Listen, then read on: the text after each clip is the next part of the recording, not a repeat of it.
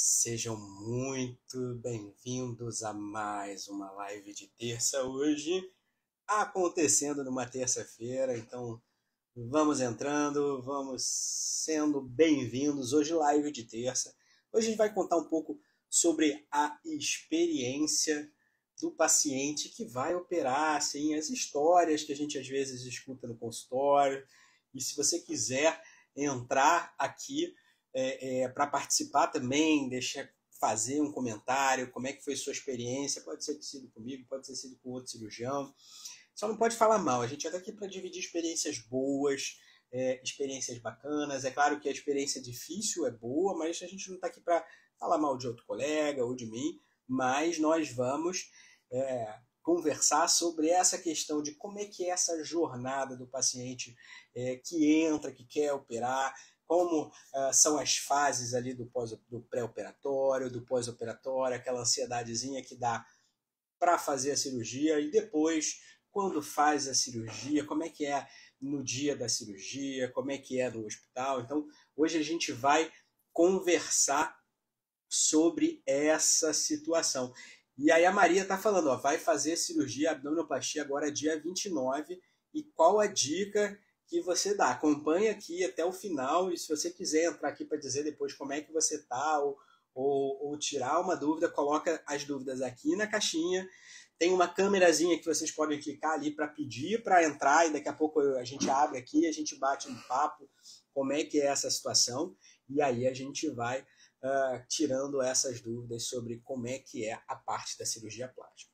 A primeira coisa que a paciente, quando decide, ou quando não decide, né? A primeira coisa que começa a acontecer na cabeça de uma futura paciente ou de uma possível paciente é o incômodo do corpo com a sua aparência, né? Como é que ela está ali com a sua aparência, às vezes desgostosa um pouco de alguma situação, e com isso ela quer mudar um pouco essa fase. Então, tem essa questão de começar a querer fazer um procedimento, né? Fazer uma cirurgia, e essa cirurgia, a paciente começa a colocar numa balancinha, né, de o quanto aquilo te incomoda, para você ter o risco de você se submeter a uma cirurgia. Por mais que a gente fale em risco, eu não estou falando risco de morrer, mas o risco mesmo de você dar esse passo. Assim como a gente às vezes tem um risco que não é grave de fazer uma dieta, a gente tem também o risco de ir procurar um cirurgião, de pagar uma consulta, de se desprender naquele momento, de deixar às vezes de um horário de trabalho para poder ir. Então a gente cria ali um risco naquele momento para poder estar fazendo uma consulta inicial. Então essas são as primeiras etapas que o paciente coloca. Nossa, eu estou com essa mama que está me incomodando, mas me incomoda muito. Eu acho que está na hora de fazer uma cirurgia plástica. E aí eu sempre falo essa coisa, que essa balancinha ela sempre vai ter que ser ali pesada o suficiente para poder correr esse risco de várias coisas, né?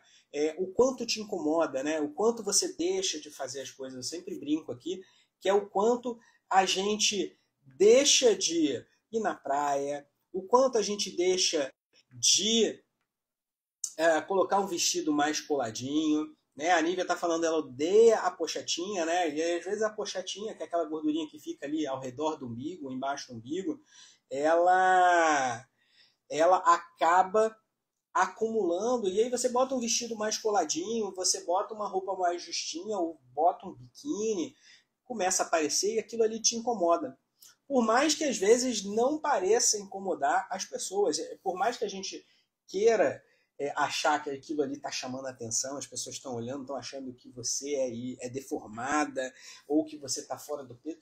Na verdade, a maior parte das pessoas não está nem aí para a gente cria muito essas fantasias na gente e acha que está todo mundo olhando, ou acha que a gente é o centro das atenções. Mas a primeira coisa que a gente tem que entender é que, cara, ninguém está nem olhando para a gente.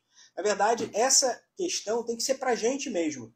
A gente tem que colocar o vestido coladinho, Maria, né? Esse vestido coladinho tem que ser para você.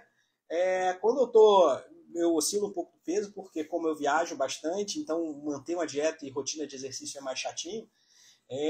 Quando eu oscilo nessas coisas de peso, eu também fico incomodado, mas eu entendo que quando eu quero mudar, eu quero voltar a comer melhor, eu quero voltar a me exercitar, aquilo ali é para mim. E esse é o movimento que a cirurgia plástica também tem que ter. Esse movimento eu quero fazer uma cirurgia para mim, eu quero mudar para mim. O primeiro passo errado, e aí quem falou, eu já não lembro direitinho aqui, mas eu acho que é a Maria mesmo, que vai operar dia 29, a primeira coisa que você tem que estar certa na sua cabeça é: essa cirurgia está sendo feita para mim. Eu vou me submeter a essa cirurgia para mim. Eu não vou fazer para agradar o marido, eu não vou fazer para agradar a amiga que toda hora olha para mim falando que eu estou acima do peso, eu não vou fazer para conseguir isso ou aquilo. A gente tem que entender que às vezes a gente fala que é para gente, mas lá dentro da gente, na verdade, a gente quer agradar o outro, a gente quer subir no emprego, a gente diz que isso é um ganho secundário. Né? A gente faz uma coisa, mas não é bem aquela coisa que a gente explica. O paciente, quando senta ali na minha frente, fala: olha, eu quero fazer isso porque essa barriga está me incomodando. Mas, na verdade, ela quer para ir para a praia. É o ganho secundário que ela vai ter de poder botar aquele biquíni sem se incomodar, sem ter que colocar a canga mais alta para esconder a barriga, ou botar o maiô, ou fazer a cirurgia porque o marido já não está tendo mais interesse, aquele casamento esfriou, então eu vou fazer a cirurgia para poder reconquistar, ascender. Mas, na verdade, se isso não acontece no pós-operatório, é uma receita de fracasso.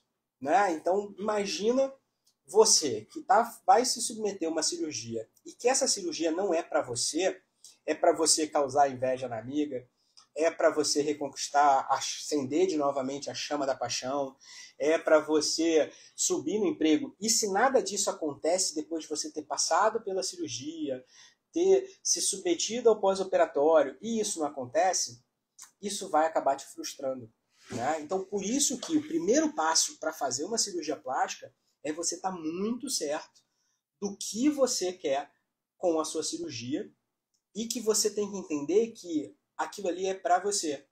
A sua cirurgia não vai dar um emprego dos sonhos, a sua cirurgia não vai, às vezes, reacender, porque você tem que mudar a coisa na sua cabeça. Pode acontecer, claro. Muitas vezes eu tenho, e vocês volta e meia eu coloco uns relatos nos posts que eu faço, de realmente gente que começa a se sentir bem de novo, mas porque fez a escolha certa, e aí o resultado veio, o resultado às vezes nem é um dos melhores resultados, mas por ter feito a escolha certa e ter se livrado de certa forma do problema e ter melhorado, né, a gente tem que entender que cirurgia tem todo um processo de recuperação, de cicatrização, e que podem coisas acontecer nesse meio do caminho. Se a pessoa está com essa escolha certa que está fazendo para ela vai acabar tendo um resultado satisfatório, por mais que às vezes esse resultado não seja dos melhores. Mas quando às vezes cria essa expectativa toda fantasiosa de conquistar muito mais, às vezes, do que realmente quer, e se isso não vem, acaba frustrando bastante e às vezes até está com o melhor resultado possível para aquela paciente e a paciente não fica satisfeita, procurando defeito aonde às vezes não está mais ali naqueles lugares.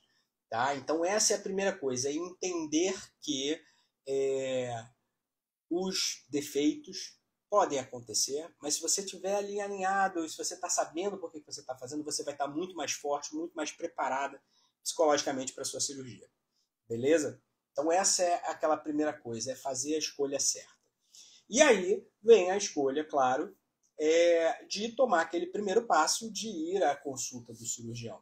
Então isso aqui, quando a gente vai lá e você senta na nossa frente, que você vai conversar sobre o que te incomoda, sobre como é que você está, vai ter que ser relatado para o seu médico. Né? Você tem que ser a pessoa mais honesta possível.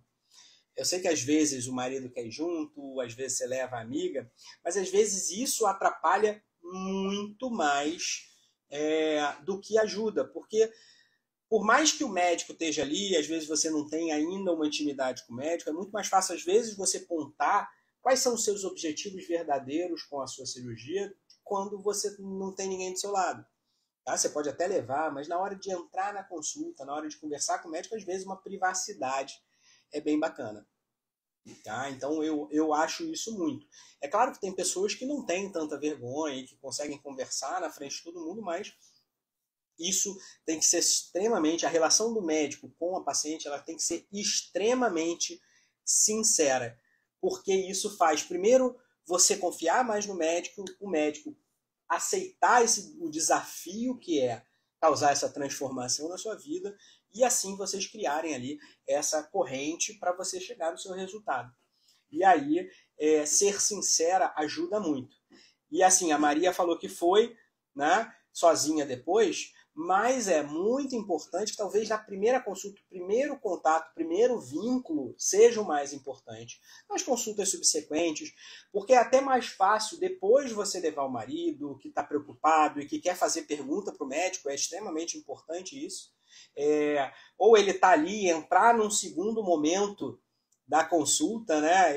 Você faz a consulta, conta lá, conta a sua história, por que você está fazendo a cirurgia, quais as medicações que você toma, quais as alergias, cirurgias que você já fez, etc.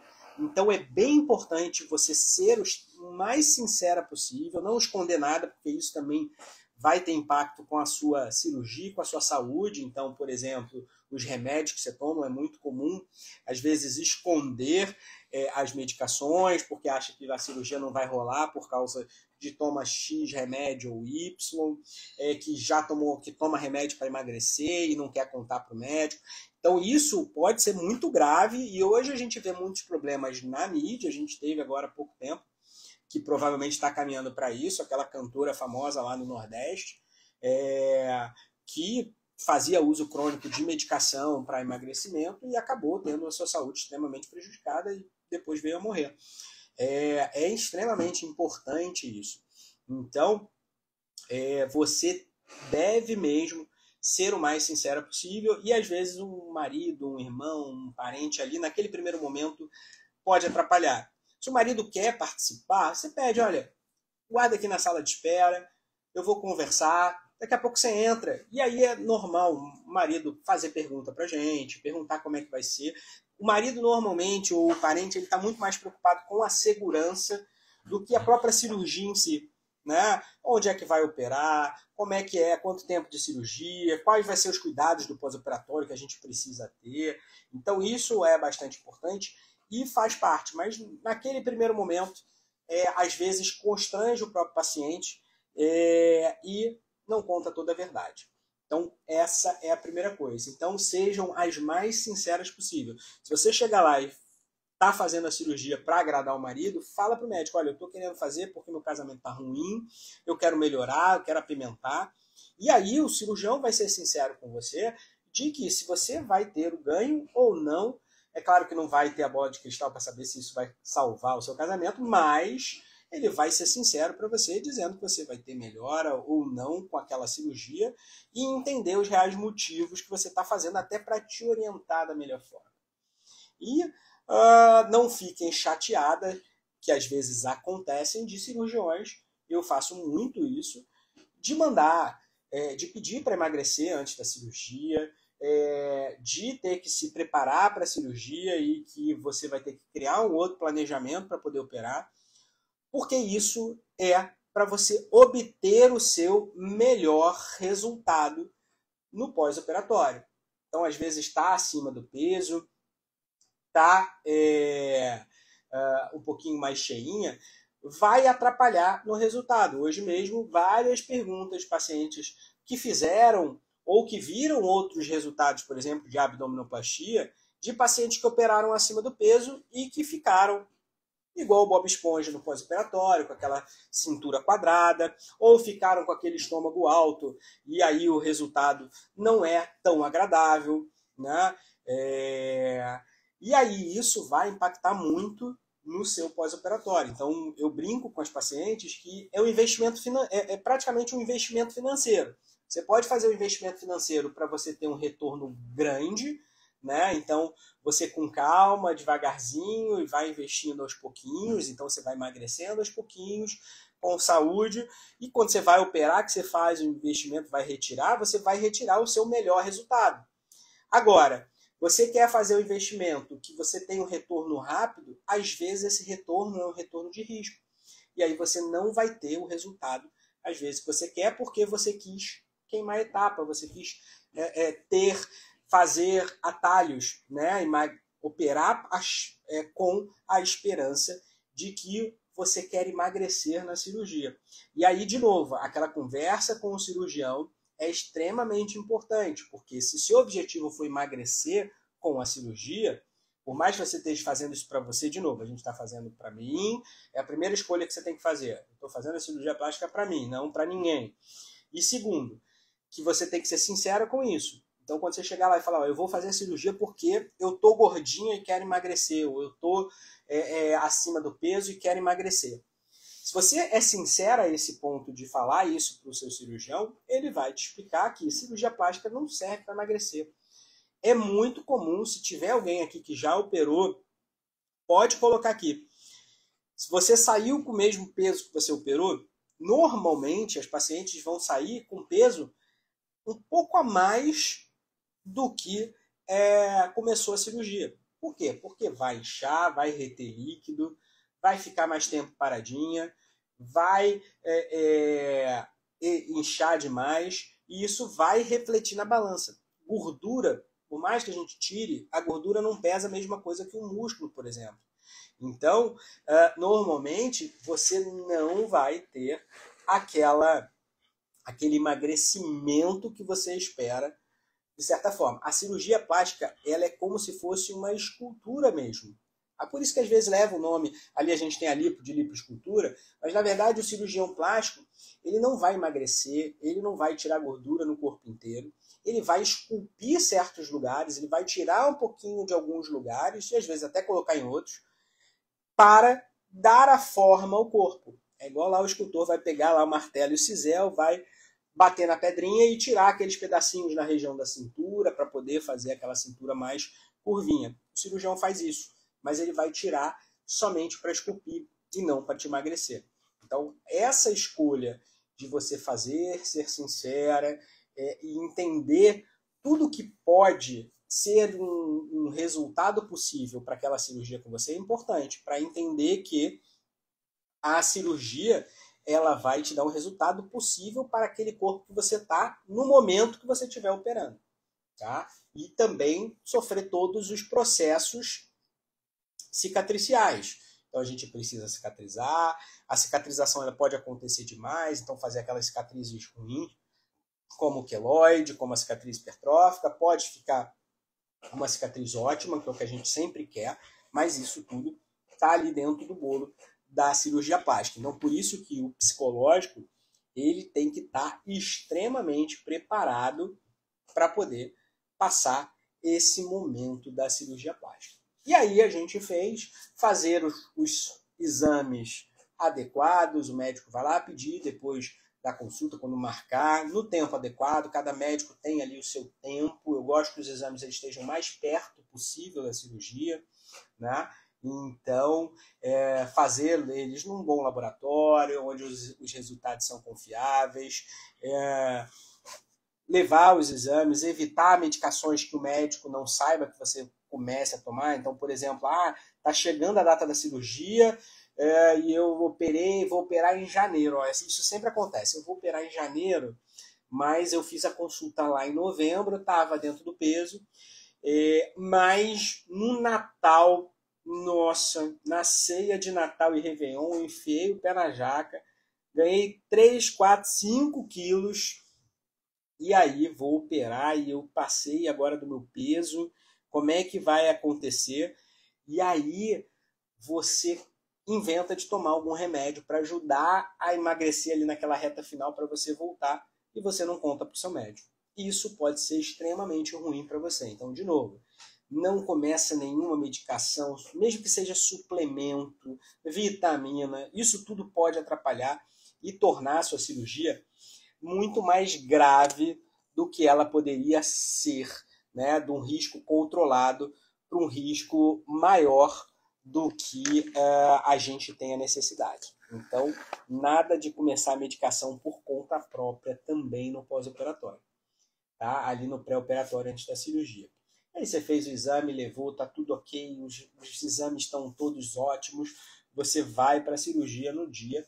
E aí o que normalmente você vai precisar na cirurgia, né? Pelo menos eu peço para os meus pacientes levarem uma roupa fácil para você usar e sair do dia seguinte no hospital, tá?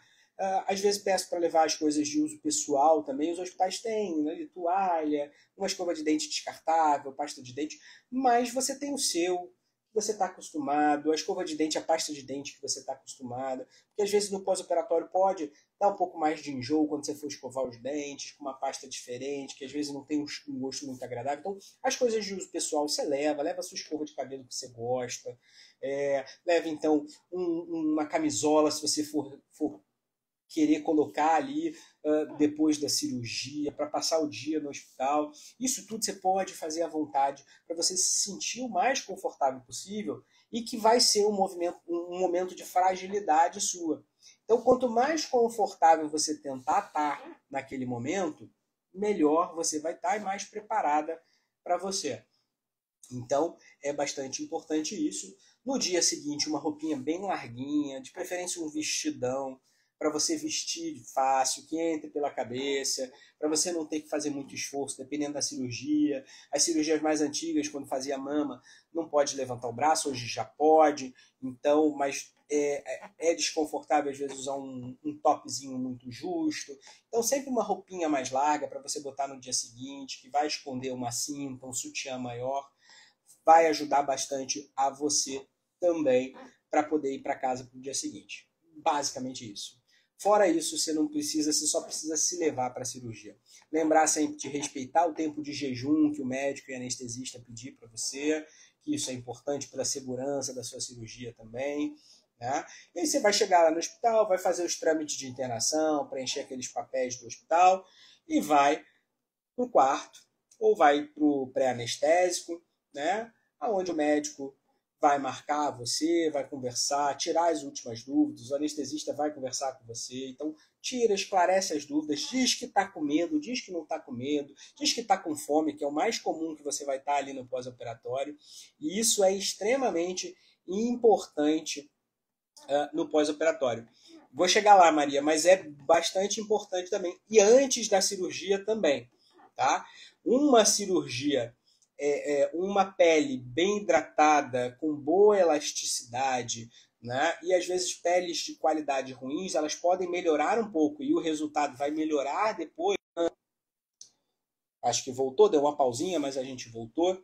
Então, o uso de bom hidratante, às vezes hidratantes manipulados também para melhorar a qualidade da pele no pré-operatório. Isso normalmente ali 2, 3 meses antes da cirurgia. Reposição de colágeno pode ajudar também a melhorar um pouco a qualidade da pele, a hidratação. Isso tudo vai ser extremamente importante também para o seu resultado da sua abdominoplastia. E aí a gente segue. Quem vai tendo perguntinha, vocês podem colocar aqui embaixo na caixinha onde tem uma interrogaçãozinha. É só clicar ali, vai abrir uma caixinha, você só escrever sua pergunta que no final aqui a gente vai responder. E aí é extremamente importante isso para você ter também o seu melhor resultado. E aí você vai para a cirurgia, vai lá tranquila, o anestesista normalmente vai conversar, esclarecer, o médico vai te fotografar, outros fotografam no consultório alguns dias antes. Eu gosto de fotografar no dia da cirurgia, porque aquele ali vai ser a sua foto de pré-cirúrgica. E aí, uma cirurgia que precisa, vai lá, o médico vai rabiscar você antes da cirurgia, vai falar, olha, é isso aqui que a gente vai tirar de lipo, é aqui que vai ser mais ou menos a incisão, o corte da mama, o corte do abdômen, tá? Então vai ser marcado, você ainda não tem efeito de anestesia, você pode também tirar as dúvidas ali naquele momento, falar, olha, mas tem essa gordurinha aqui que me incomoda, ou aquilo ali, será que dá para fazer? Isso tudo é extremamente conversável e vocês devem mesmo falar nesse momento essas questões. E aí vai para o centro cirúrgico, aonde lá o anestesista vai pegar uma veiazinha sua, e aí vocês vão começar a entrar naquele melhor sono que eu acho que a gente já teve na vida, né? O sono da anestesia.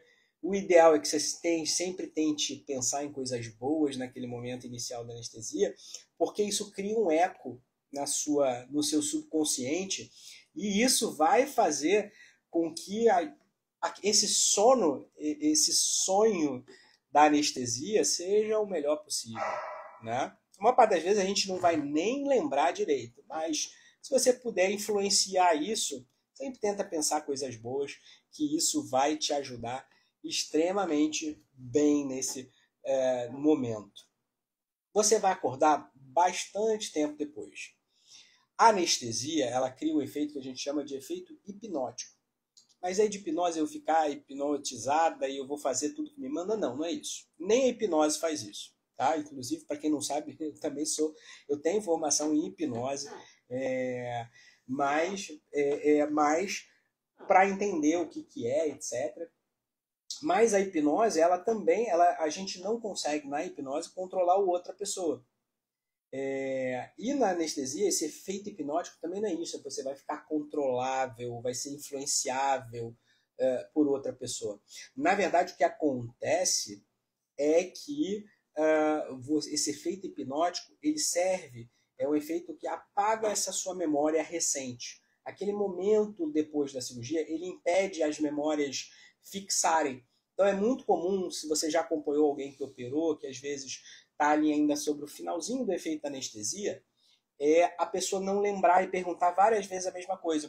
Que é uma coisa extremamente comum que acontece com a gente. Por exemplo, quem coloca prótese. Acabou a cirurgia, a gente vai lá, conversa, o paciente ainda na RPA, ou até às vezes já foi para o quarto, e a gente vai lá e conversa, não, tudo bom, fulano, colocamos, a cirurgia foi um sucesso.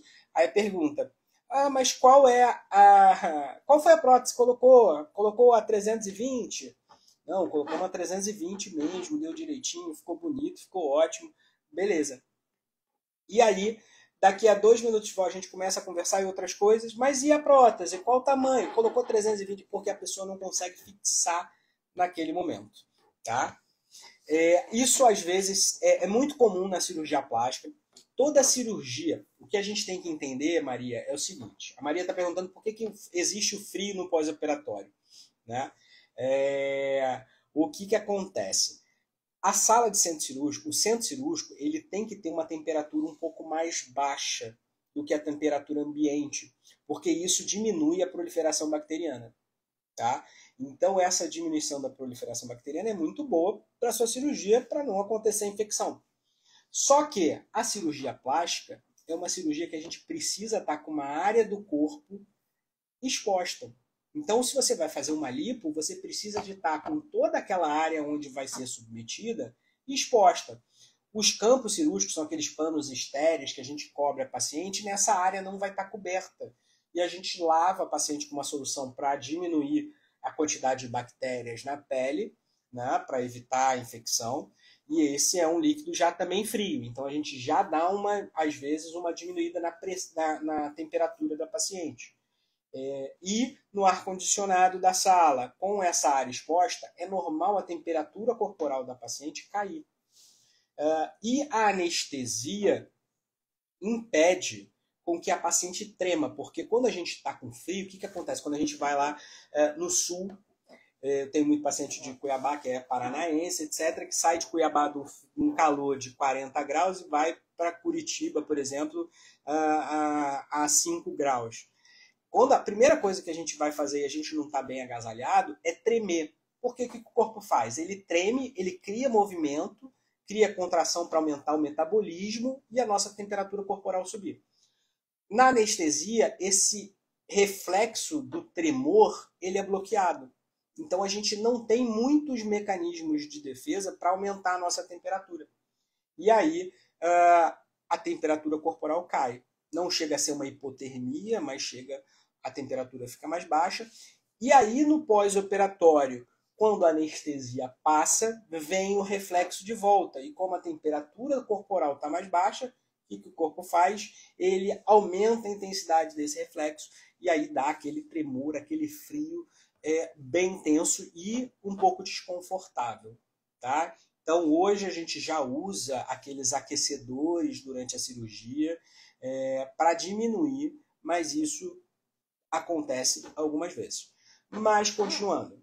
Então dormiu, acordou e aí vai para o quarto depois da anestesia, né? Normalmente o hospital também leva um cobertorzinho, ajuda bastante, leva na bolsinha, um edredomzinho, um cobertor mais grosso, mas no hospital também tem aquelas cobertas mais felpudinhas que ajudam bastante. Na maior parte dos hospitais também, né? Então a gente tem que entender também que essa parte da hotelaria, da escolha do hospital e do seu médico, ela é importante por causa disso. Esses diferenciais, eles são importantes, né? O aquecedor, tem hospitais que não tem, e aí ou o cirurgião tem, ou o paciente fica um pouquinho mais exposto, e aí sente mais desconforto. Então tem todas essas questões importantes na hotelaria da clínica ou hospital que você vai operar, tá bom? O travesseiro também, o travesseiro é importante, porque eu acho que o travesseiro é a pior coisa.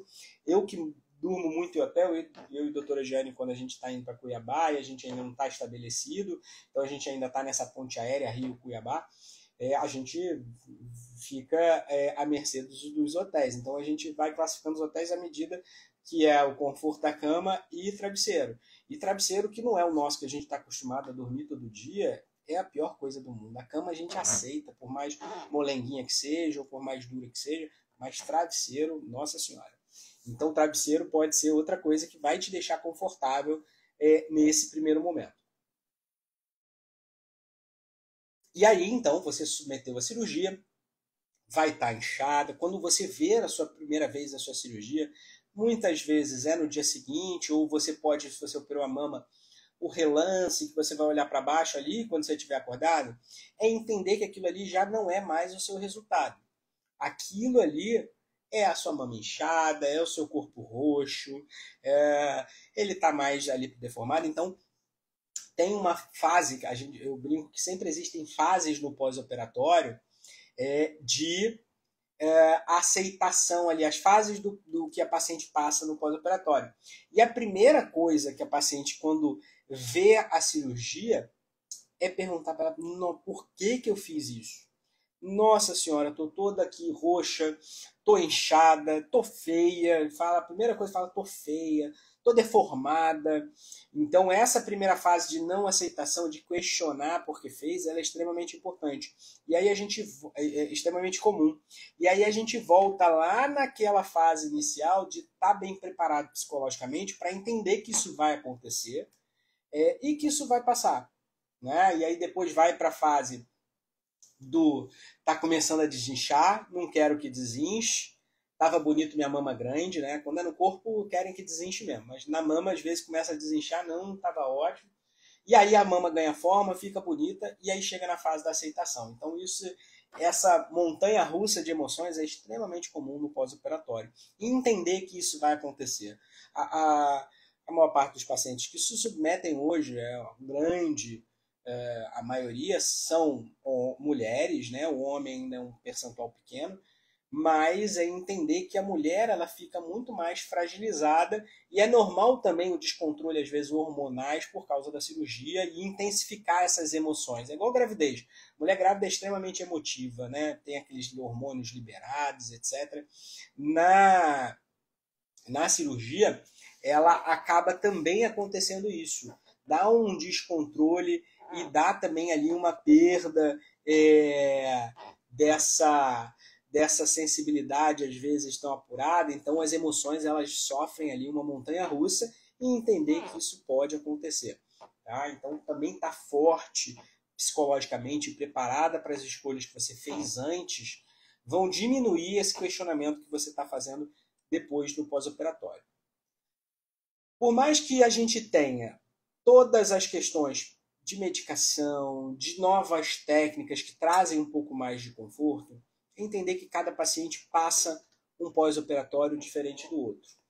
E que pode incomodar, pode doer um pouquinho, pode ser desconfortável, mas entender que isso vai passar. as medicações vão te trazer conforto, seguir à risca o que o seu médico passa,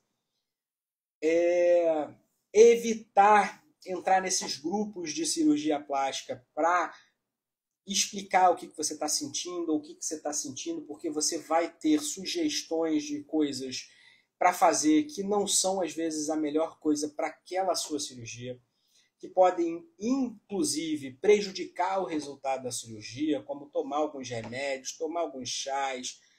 Nesse momento, você confiou no médico para pegar um bisturi, para você deitar na mesa, ser submetido à anestesia, passar pela cirurgia, você confiou nele para isso, e aí no pós-operatório você segue outra pessoa que viu num grupo, que você nunca viu na vida, você não sabe nem quem é, para fazer alguma coisa, tomar um remédio, para tomar um chá, ou para fazer uma massagem, ou qualquer coisa do tipo.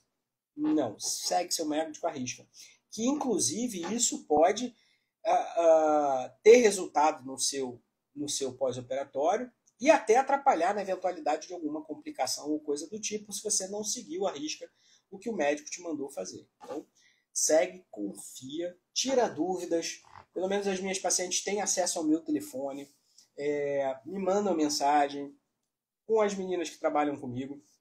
Então tem toda essa questão desse acesso exatamente para tirar dúvida. Ah, olha, estou sentindo isso. Essa semana que eu tenho bastante paciente operada, foram 9 cirurgias semana passada, é a semana que às vezes meu telefone não para. E com isso você pode entrar e aí fazer, e com isso você ter ali o acesso e falar, olha, mas essa mama tá, esse negócio aqui ficou um pouquinho mais roxinho, desse lado, do outro lado não tá, é normal, olha aqui a foto. Hoje a gente tem a facilidade de a gente ter um acesso muito mais fácil. Imagina como era uns anos atrás, que não tinha internet, que não tinha WhatsApp, que não tinha aqui o próprio Instagram. Olha quanta falta de informação tinha, né? E hoje a gente tem toda essa questão para nos ajudar. Então a gente tem que abusar disso mesmo. É claro que você não vai mandar mensagem de madrugada de uma coisa que aconteceu durante o dia, ou você vai ficar mandando mensagem toda hora, numa neurose, porque aí você vai criar uma empatia ruim com o seu médico. Mas dentro da normalidade e dentro das coisas que acontecem, é normal isso acontecer e você tem mesmo que expressar e para ficar mais tranquila no seu pós-operatório. Mas beleza, continuamos com isso, seguimos ali no pós-operatório, entender que você vai estar inchada, que o resultado demora, tá? Alguém colocou aqui que quer ser a Barbie com 5 dias, esquece isso não vai acontecer, tá? Você pode até virar Barbie depois de passar do pós-operatório, mas resultado de cirurgia plástica ele demora para vir. Tá? Você começa a ver na maior parte das cirurgias plásticas entre 3 e 4 meses depois do pós-operatório. Mas, quer dizer que você vai ver diferenças? Vai ver diferenças, mas o seu resultado vai ser bastante tempo depois. Então, entender que tem toda essa fase para passar. E aí é por isso que, quando se precisa fazer alguma coisa... Não, estou brincando, exatamente, ali. Mas se você precisar fazer alguma coisa, é entender que tem que passar esse período todo de 6, 8 meses, às vezes um ano depois da cirurgia, para pensar em fazer um refinamento, uma melhorinha aqui, outra ali, porque aquele ali já vai ser o seu resultado. Tentar antecipar e forçar a barra para fazer algum procedimento, às vezes antes desse tempo, ele pode, inclusive, prejudicar o seu resultado, tá? Mas entender que todas essas coisas vão usar a cinta o tempo adequado, apertar a cinta quando ela começa a afrouxar, tá? Então a cinta que você começa nos primeiros dias, ela não pode ser a mesma que você vai terminar ali com uns 2 meses e pouquinho de cirurgia. A cinta ela vai afrouxando, porque você vai estar inchada no começo, você vai colocar as talas, a tala ela ocupa bastante espaço, e aí depois você começa a diminuir o uso da tala, e aí usar a cinta frouxa pode fazer dobra, pode marcar. Então tem toda uma coisa importante que vai impactar no seu resultado. Então, entender que cirurgia plástica é uma escadinha, um relacionamento que você vai ter. A gente pode até brincar que cirurgia plástica é uma gestação. Você começa no momento ali da cirurgia, alguns meses antes, com as consultas, mas que esse resultado vai vir depois de 9 meses. Tá? Então, essa é a mensagem que eu quero passar e entender que é o seguinte, frase clássica minha, cirurgia plástica não vai fazer milagre em vocês. E vocês têm que ajudar o cirurgião a te ajudar. Então, não esconder nada do cirurgião, emagrecer quando tem que emagrecer, né, para tentar trazer e entender que o corpo tem limite. Né? Não adianta você querer o resultado da blogueirinha X ou da artista tal, porque ela fez, e não entender que essa própria pessoa também passou por todas essas fases, só que passou por essas fases todas escondida, e que só expôs o seu resultado, etc., muito tempo depois. Com cirurgia plástica sozinha, ela também não gera esses resultados espetaculares, que precisa de muita coisa junto, e entender que até coisas além da cirurgia vão ser necessárias, então procedimentos no pós-operatório, tecnologias no pós-operatório, ela vai ser extremamente importante para o seu bom resultado. Então, às vezes, o uso de medicações, de bioestimulador, de tecnologia como ultrassom microfocado, o Radiesse ou outras medicações para melhorar a qualidade da pele, consultas com outros médicos e outros profissionais vão ser extremamente importantes para todo esse resultado. Academia, esse preparador físico, controlar a dieta, isso não é só antes, mas depois também, eles são extremamente importantes. Um bom resultado, exatamente, Aline, 30% a 40% do resultado vai depender do bom comportamento no pós-operatório, usando as malhas, as drenagens, as tecnologias, o bom profissional da fisioterapia ou da estética depois do pós-operatório, especializado naquela cirurgia que você vai fazer. Tá? Não adianta ser um profissional que não tenha tanto costume. Hoje a gente agrega mais tecnologias ao pós-operatório e esse agregar tecnologias mudam as técnicas também de cuidados pós-operatório, como por exemplo o Renuvium. Ele é um cuidado completamente diferente de uma paciente que faz somente uma lipoaspiração num pós-operatório. Então ele gera mais chance de fazer fibrose, se não bem cuidado vai gerar irregularidade e que vai gerar flacidez no teu pós-operatório e você vai perder o resultado de uma tecnologia que podia te beneficiar muito. Isso é muito comum, tá? Entender que as coisas vão avançando e às vezes o profissional que você escolheu, ele pode até ter experiência de pós-operatório, mas ele não tem experiência naquele tipo de pós-operatório.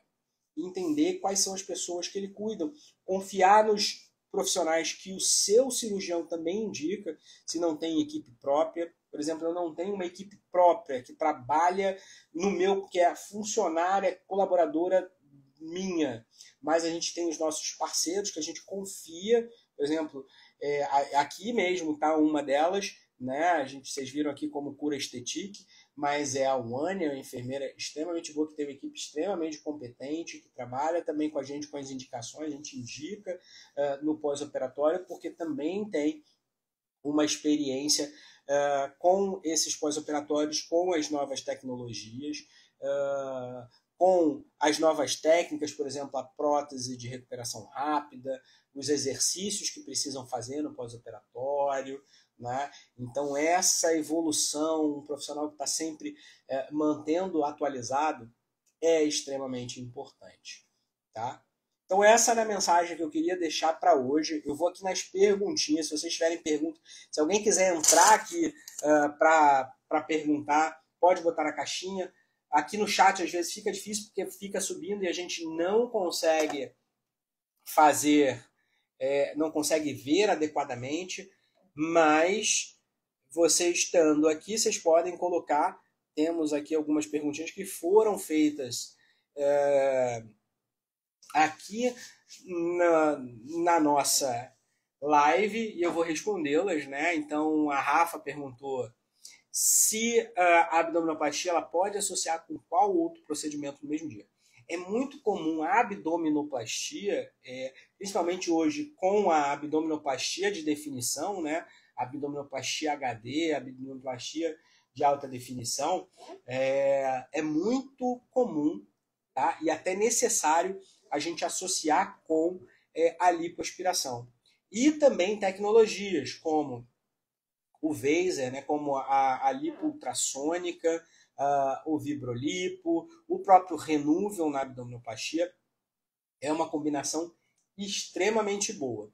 Tá? Existe a combinação de múltiplas cirurgias, não é uma coisa que eu gosto tanto de fazer, porque a gente, numa cirurgia muito grande, como por exemplo o que chamam de reforma da mamãe, a Mummy Makeover, né, que é a cirurgia tripla, que é a mama, o abdômen e a lipo, a gente sempre, para manter a segurança, algumas vezes a gente tem que diminuir etapas dessas cirurgias.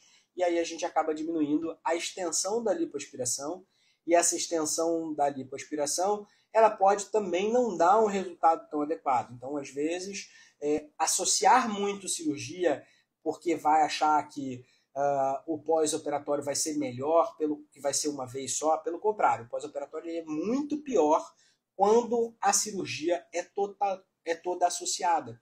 Vai ser muito mais incômodo porque o segmento corporal agredido ele é maior, então ele gera muito mais resposta inflamatória, vai limitar muito mais o paciente, os riscos da cirurgia aumentam muito. Então, por isso que uma cirurgia tripla, muitos colegas não fazem. Eu faço em casos excepcionais, quando casos são menos complexos, mas mesmo assim eu oriento o paciente a dizer que a melhor opção e também que almeja o melhor resultado é a separação das cirurgias. E aí a gente combina a lipoaspiração com a abdominoplastia, porque a abdominoplastia ela só trata o abdômen, ela só trata aquela parte da frente do tronco, que vai daqui do ossinho, do começo da costela até o pubis. Ela só trata essa região e o meio, tá? Na região ali ao redor do umbigo. Mais nada. A abdominoplastia não trata a cintura. A abdominoplastia não trata aqueles pneuzinhos para as costas. O que trata isso é a associação da abdominoplastia com a lipoaspiração, tá? Então são as combinações bem bacanas para ser feitas.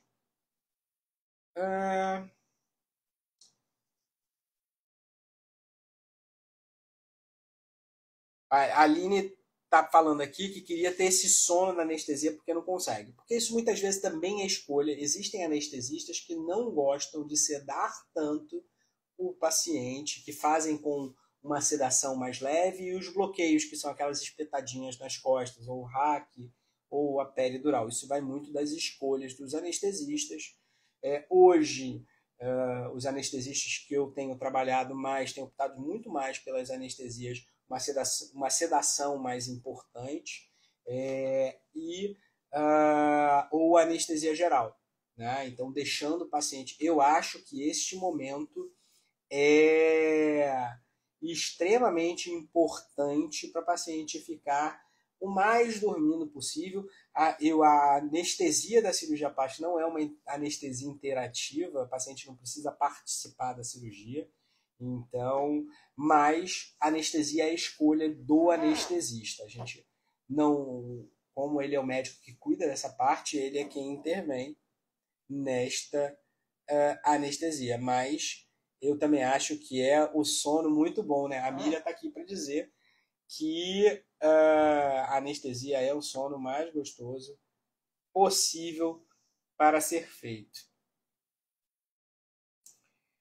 A Geise perguntando sobre o Renuvium. O Renuvium é indicado para a parte interna da coxa, para o famoso tchauzinho que incomoda as mulheres. A gente tem bastante resultados bons. Eu tenho tido bastante resultados bons com essa região mesmo do tchauzinho, tá? E também da parte interna da coxa. É claro que, de novo, é igual a abdominoplastia. Se a paciente tem indicação de abdominoplastia, o Renuvium ele não vai substituir, tá? Então, ele não substitui. Assim como paciente para braço e paciente para parte interna da coxa, que precisam tirar pele para tirar essa flacidez, o Renuvium ele não vai ser o melhor resultado, porque ele não vai conseguir encolher a pele suficiente igual a retirada de pele, tá? Mas nas pacientes que não querem a cicatriz, eu já não faço mais o lift de perna, o lift de braço, exatamente porque são cicatrizes difíceis de se esconder e que ficam aparentes, que pigmentam, que não deixam a paciente colocar a blusinha, etc. O Renuvium ele tem sido um bom agrado, mas entender que ele tem as limitações da retração e às vezes ele pode não responder tanto quanto em outro paciente, por exemplo.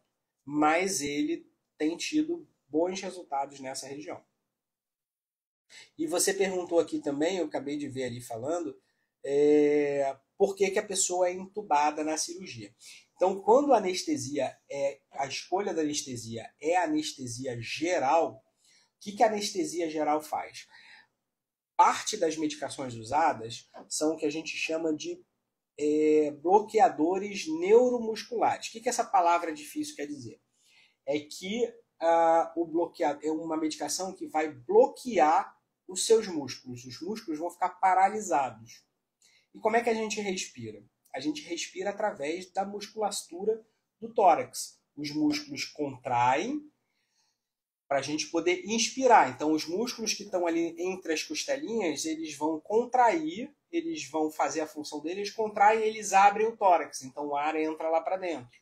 Quando relaxa, o músculo solta, o tórax volta para o lugar e expulsa o ar. Então é isso. O diafragma é um músculo que também faz esse efeito de contração e relaxamento.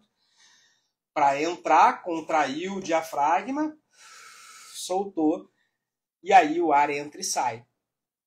Essas medicações paralisam também essas musculaturas.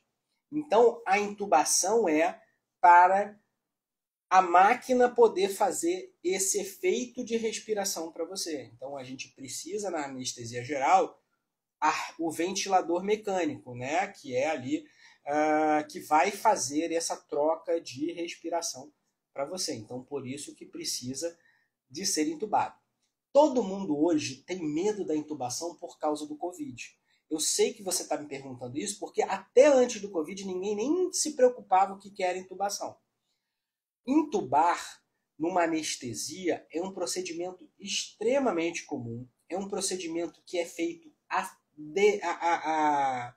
décadas, tá? E é um procedimento extremamente seguro. Não tem essa de que precisar intubar é perigoso. No Covid, isso aconteceu muito, por quê?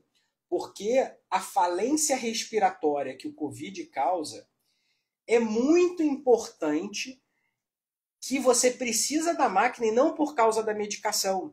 Você já não consegue respirar e trocar o ar sozinho porque está tudo inflamado. E para chegar nesse momento da intubação numa doença como o Covid, é que o pulmão ele já está muito afetado. E então torna a situação muito mais grave, né?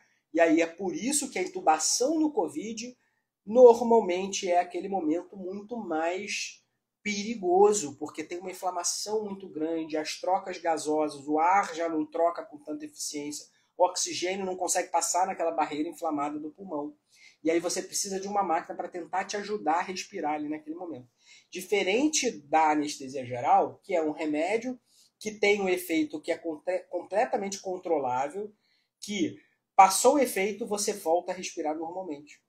E o seu pulmão não está inflamado, a sua musculatura não está cansada de tentar fazer força para respirar, e você está numa das anestesia geral, ela é muito mais segura do que uma sedação, por exemplo. Por quê? Porque na sedação você ainda está respirando espontaneamente. A anestesia geral é uma sedação muito mais aprofundada, tá? E você tem toda a proteção da parte pulmonar, da via aérea, numa anestesia geral. Então, por isso que ela é muito mais segura do que a isso. Eu sei que vocês têm extremamente medo desse tempo do Covid para cá, porque quando vocês escutam intubar, vocês associam todas aquelas histórias do paciente que estava grave, que estava cansado de respirar por causa do problema, e aí precisou ser intubado e acabou indo a óbito. Não confundam a intubação da anestesia com a intubação do Covid. Não tem nada a ver. Você tá, para cirurgia plástica, você tá super bem de saúde, deve estar operando super bem de saúde, sem nenhum problema de saúde, sem nenhuma doença respiratória, onde você tem uma medicação que, se o anestesista quiser, ele corta o efeito e você volta, os músculos estão bons, o pulmão está ótimo, e você está extremamente protegido. Tá? Então não confundam isso, parem com esse medo. A anestesia hoje ela é extremamente segura. Tá? O anestesista ele tem um controle, e aí é por isso que é importante, quando vocês forem escolher o cirurgião plástico, escolher a equipe que vai fazer a sua cirurgia, é que você esteja ali com um médico, né, tomando conta daquele momento dos seus sinais vitais, enquanto o outro também está focado em te entregar o melhor resultado. Então, o cirurgião ele vai estar ali focado para entregar o melhor dele naquele resultado da cirurgia plástica, enquanto tem um outro médico tomando conta dos seus sinais vitais, né, da sua pressão, dos batimentos cardíacos, como é que estão as trocas de oxigênio, e controlando para você ter o conforto maior naquele período. Né? Naquele momento que você vai estar dormindinho, tendo aquele sono maravilhoso, como várias aqui já comentaram que passaram por essa experiência, aquele sono maravilhoso da anestesia, o sono da beleza, e que quando vocês acordarem, vocês já vão estar com o seu resultado, não sentiram nada para passar naquele momento. Então é isso. Fiquem tranquilas, a anestesia é um procedimento extremamente seguro, e não se preocupem com essa balela de que a mídia, às vezes, traz do sensacionalismo também nesses problemas. Né? Bom, a Maria está perguntando se tem problema em tomar algum medicamento para ansiedade antes da cirurgia. Bom, tem problema se essa medicação ela não tiver sido prescrita por um médico, né, e ter sido relatada ao seu médico e ao anestesista nas consultas pré-anestésicas e ali naquele momento da cirurgia também. Tá? Porque sim, tem medicações que podem ter interações e que podem também tornar resistente. Acho que a Aline aqui falou do clonazepam dela, né? Algumas medicações que usam que é de uso crônico, essas medicações nessas fases, elas acabam também tornando um pouco mais resistente a anestesia. Olha, começou uma contagem regressiva para mim, a gente tem 1 minuto e meio para a gente encerrar aqui. Eu estou tentando aqui esmiuçar as últimas perguntas que a gente teve aqui, mas tem caixinha de perguntas lá nos meus stories, tá? E com isso a gente vai continuando essa conversa por lá. Daqui a pouco, quando tiver 30 segundos, eu encerro aqui para a gente. Quem emagrece depois da abdominoplastia, mesmo academia, o que fazer? Né? Bom, é aquela questão de operar acima do peso. Você pode correr atrás de melhorar o seu resultado depois da cirurgia? Pode. É claro que não é o melhor dos resultados que você vai ter. E se você for operar muito acima do peso, esse emagrecimento também pode trazer flacidez no seu pós-operatório. Então, é uma faca de dois gumes. Por isso que a melhor solução é estar dentro do peso para poder operar. A última pergunta, vamos lá. Última. Não, aqui não. Eu acho que a Aline falou do cigarro. O cigarro prejudica muito a cicatrização. Ele prejudica muito a função pulmonar. Por isso que tem que parar. Além de outras coisas. Tá? Tenho 10 segundos para terminar. Gente, eu só quero agradecer a presença de vocês hoje. Terça que vem temos nova live. Vou abrir uma enquete esses dias para a gente saber qual vai ser o tema da nossa próxima live de terça. E é sempre um prazer